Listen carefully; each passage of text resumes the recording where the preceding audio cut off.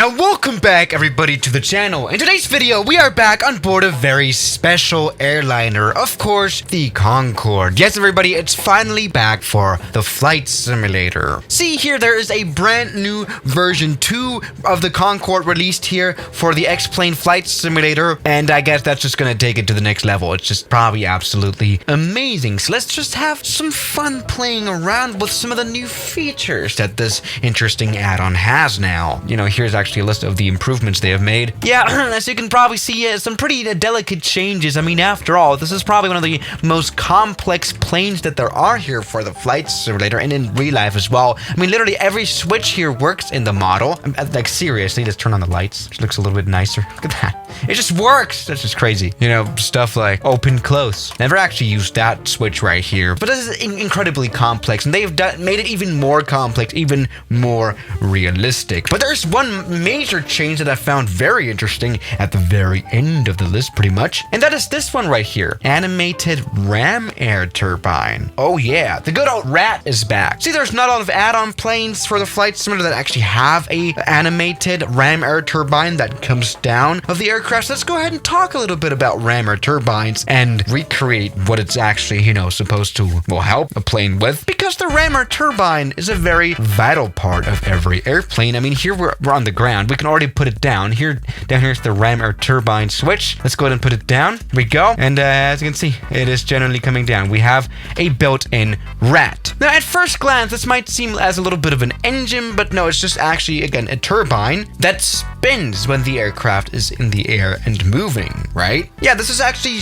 kind of used as like an emergency generator for when the engines fail. That, you know, the engines that normally deliver all the electricity on board, right? Then this guy can come out and spin and provide the airplane with electricity and stuff. There's a lot of things that this actually, you know, it needs to do once the engines fail, like keeping the hydraulics pressurized and stuff. I don't even know what is up with this Concorde. I don't really understand this plane anyway. Like, for example, this plane doesn't even have an auxiliary power unit. Like an APU, it's just completely gone. This plane's a little strange. I mean, it's from 1969, and I keep mentioning 1969 because it's a nice number. Anyway, what this new ram air turbine feature means now for today's video, let's put it back in, is that we can finally realistically recreate some engine failures. Let's do that. Let's take off and crash again. That's a great plan for today's video. Oh yeah, and look at those beautiful afterburners. Let's go ahead and release the parking brake and take off. The Concorde is probably the biggest nightmare to have an engine failure on, because obviously the wing shape, for example, it's not a very, let me just say, glidery plane. It doesn't have a good gliding ratio, like, at all. So, you know, once we actually have our engines filled, I want to make sure that we're gonna get back to the airport really quick. Let's actually already start. You know what? Let's get some Birdstrike, actually. You know, this is the cool thing about the flight sim. We're just adding a Birdstrike. There we go. Let's go. Yes. Oh yeah, we already have our third engine on fire. Great. I mean, you know, more on fire than it normally already is because the afterburners, a little bit, very much afterburners. Normally we would think this would deliver even more power, but I'm pretty sure the third engine's gonna fail in like no time. Oh yeah, there you go. Okay, we've actually got a bit of a problem. Now that's running, let's go and already put down the ram air turbine because I don't want this plane to go out of control. And oh my god, we're very fast. And by the way, I almost forgot to get rid of all the other engines. Let's do that real quick. Failures, fire 1, fire 2, fire 4. Perfect. Now, we have a lot of afterburner action. Probably the people of London down there are probably going to be a little bit crossed about what's going on right now. Now, the important thing as a pilot to remember if you're having an engine emergency is to always look out for landing spots. And I've got one in sight already here, London City. Let's go ahead for London City. This is probably going to go very wrong, but let's just calmly fly this plane. See, even with working engines, this airplane is hard to fly. By the way, let's go and extinguish the fires because that's probably a smart idea. Here we go. All right, so we have officially lost our engines, but what we have not lost is, of course, our little ram air turbine. And oh, our fourth engine is still alive and well. Why is that still going? What? Die. There we go. Can you please die? There we go. Perfect. Yeah, what we still have is, of course, our rammer turbine, which is nicely spinning. And, well, that gives us the ability to put the landing gear down, for example.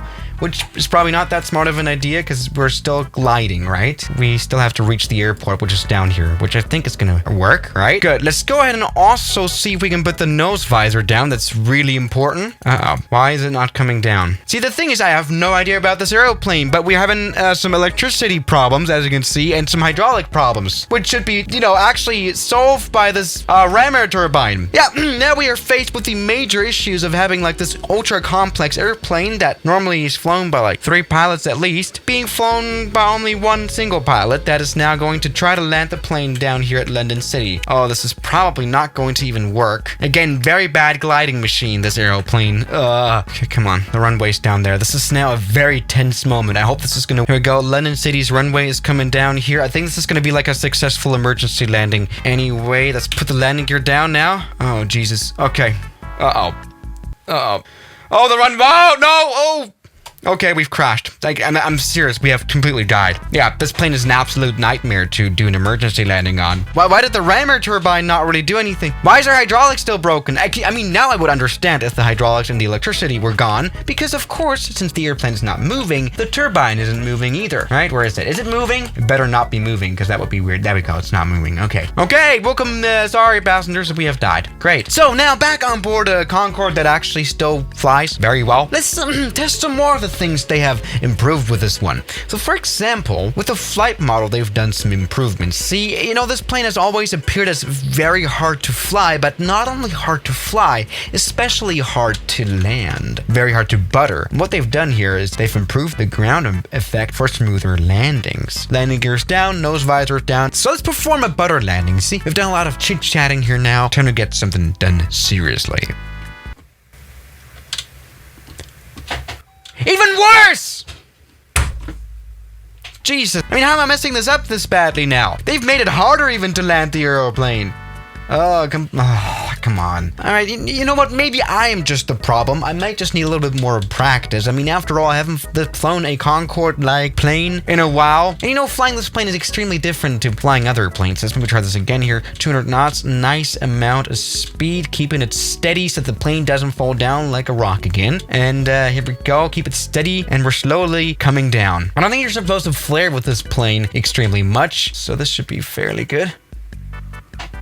Okay, fairly good indeed. Let's go ahead and put the reverse thrust out. This should be a fairly fast stop. We know the Concorde for being a fast stopper.